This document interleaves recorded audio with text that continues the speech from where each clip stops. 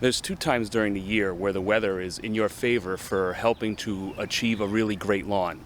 Obviously in the fall when most people do lawn renovations or overseeding, but springtime is also a great time to help boost a nice thick green lawn. These sunny days and cool nights are the perfect recipe for promoting lawn growth. And I'm going to show you exactly how I'm going to do that.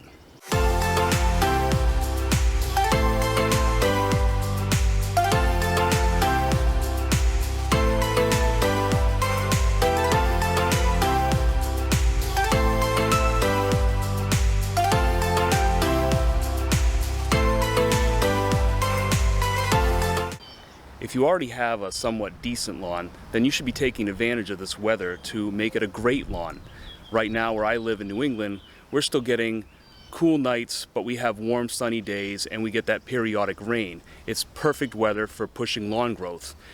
The best way to really promote your lawn to thicken up is to feed it. I mean really feed it. But before you go ahead and dump a bunch of fertilizer on your lawn, there are some things you need to consider. I'm a big believer in doing soil testing, and I think doing it in the springtime is the best thing you can do. That way you actually have a chance to fix things and correct any issues you have so that you get full advantage of your fertilizers. In my area, I usually get low pH over the course of the year, so I end up having to lime my lawn once, if not twice. Once you get these things fixed, you'll actually see the full potential of your fertilizers working on your lawn.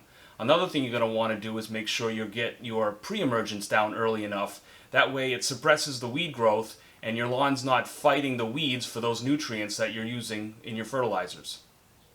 Normally at this time of the year, I would just be using a fertilizer with a very high concentration of nitrogen and low percentages of the other two ingredients. But my soil test came back and showed that I was actually low in potassium and phosphorus, so I'm actually going to use a starter fertilizer because it has higher percentages of those two ingredients that will help fix that issue that I have, as well as give me some high nitrogen to help promote lawn growth.